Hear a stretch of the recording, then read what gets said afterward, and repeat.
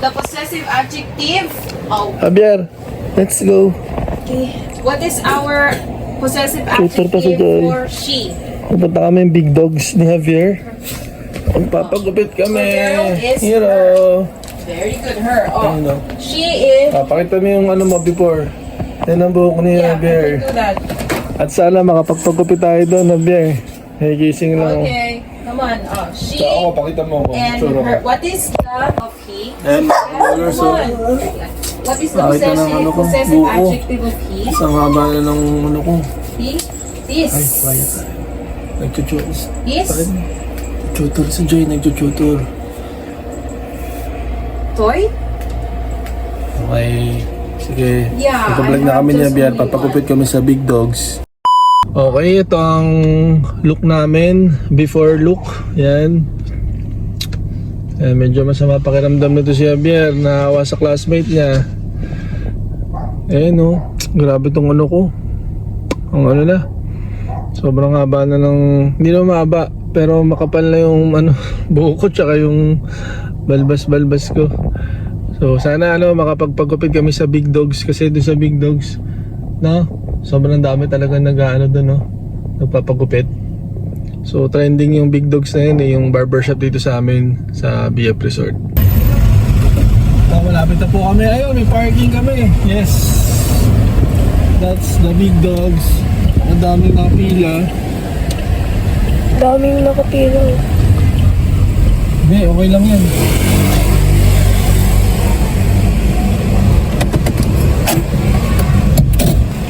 So yan, ito ang big dogs barbershop. And dito yung mga kabataan. Si Javier, siguro mga pang third time mo na ako first time. So tara, let's go. Ayan, bumalik po kami sa kotse mga kaballers.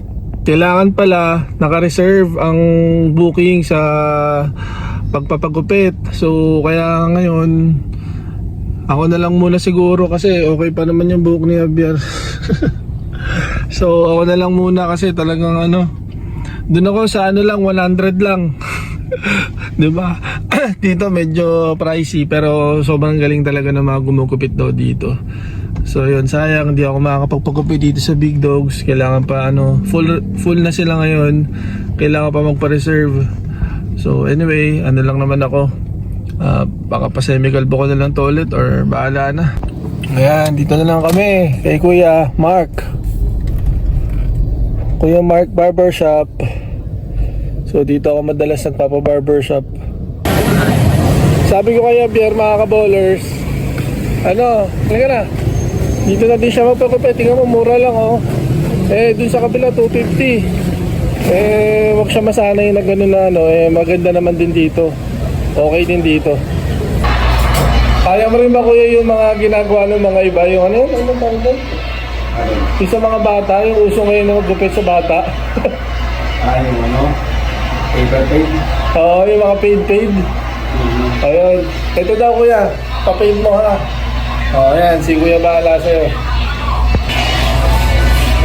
Sabi ni Javier, yung mga fringe, yung mga paid na yung kaya naman nila kuya daw yun. So yun, dito ka naman magpagupit, mas mura dito. And actually, si Javier, mga ka-dollars, medyo tinuturuan ko talaga ng matuto siya na hindi lang yung parang trending na yung mga fade na yan doon sa mga ibang barbershop. In fairness naman doon sa ibang barbershop, naman nila yun, kumbaga yun yung business nila and marami silang followers, marami silang mga subscribers sa social media nila. Pero syempre, okay pa rin na matuto tayo dun sa mga practical na barbershop na ito, mas mura. And kaya din naman gawin ni Kuya yung mga ginagawa ng ibang barbershop na mga paid.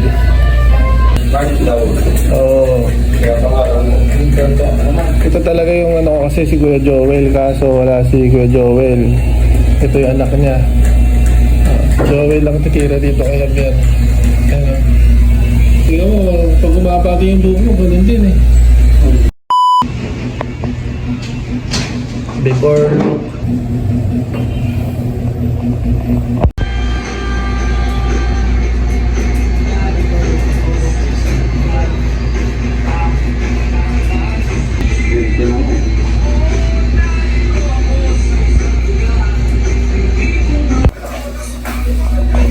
Yan. Kaya Pierre na. Explain mo sa kanya yung gusto mo ha. Huwag ka bahala. Hindi ko naman lang po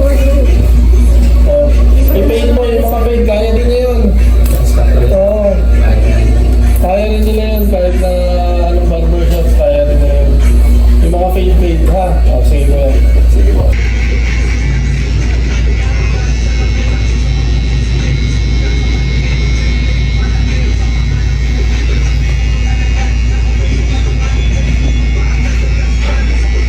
Diyan ka na kay Kuya Mark. Hanggang sa lumaki ka. Magaling yan si Kuya Mark. Oo. Asawa na. Oo. Dating ko nga ngayon. Ito, ano sir eh. Gulat na gulat ako, hindi ko na halos sila kilala eh. Ano pangalan mo, Kuya? Ano pa rin ako. Ano pangalan mo, Kuya? Jason. Kuya Jason, oh.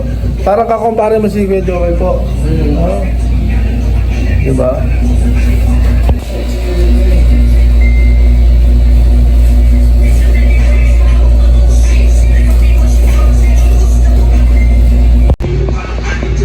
Ayos lang yun.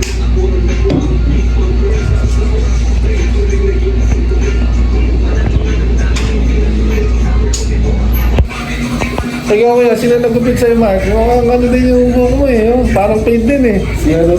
Eh? Si Idol Jason. Si Kuya Jason lang gumupit dyan. Opo. Eh, parang mas maganda pa doon sa mga iba eh. Tingnan mo, kaya rin pala ng mga dito yung mga paint na yan. Promote natin to si Kuya Joel yan. Oh.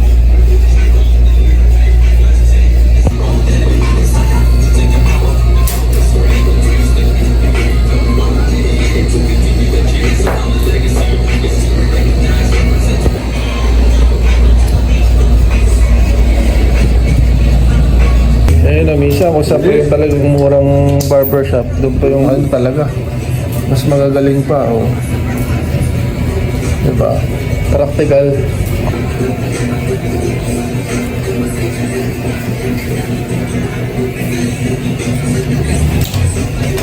Para yung palit ni Kuya na. Ano yung pinapalit mong ganyan? Ano tawag dyan? Guard. So, yung guard, oh. Para matinda yung Panay palit. Kasi talagang pinipaint niya talaga. Eh. Trending eh.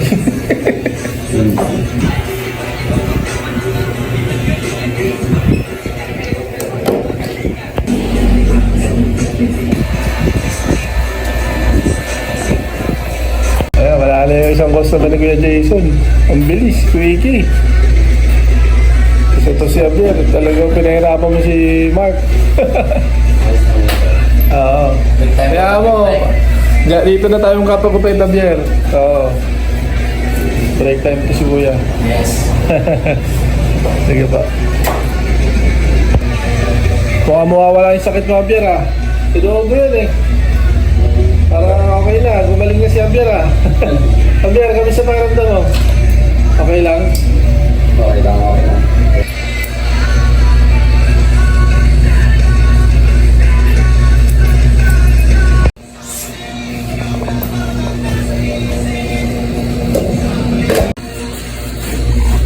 Okay na sa'yo, Javier? Okay.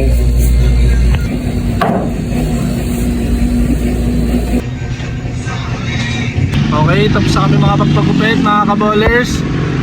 So yun, sana may natutunan po kayo kasi yun, ang gusto ko lang talaga na matutunan din ni Javier. Alam ko, simple lang naman to, wala namang problema kahit saan magpagupit. Pero since, yun nga, yung pagpunta namin dun sa isang barbershop sa kung saan nagpapagupit si Javier, kailangan po mag-online ganyan, kailangan pang magpa-book sa online. So kaya dito kami sa pinapagupitan ko na practical, dito lang din sa may subdivision namin. Kaya and yun, maganda rin yung gupit niya. And ako naman, nagpa-semi-calvo lang din naman ako. So sana may natutunan kayo sa simpleng vlog na to, sa short vlog na to. And ito, nandito na ako sa tawag dito sa ang tawag dito sa hindi siya Mercury Drug. Nasa drugstore kami. Bibila ko na ng gamot si Javier. And sana gumaling na siya. Kasi isasama ko siya bukas sa Santa Lucia. May Pusuyan League bukas. At ang goal ko bukas ay makabenta din ng Kaboller shirt. And sana supportahan niyo po yung Kaboller shirt namin, mga Kabollers. And tuloy-tuloy lang po ang inspirasyon, motivasyon sa lahat. Sana po, wag po kayo magsawa na mag-support sa akin, sa amin, sa buong pamilya ko. Maraming salamat po. Bye. Bye.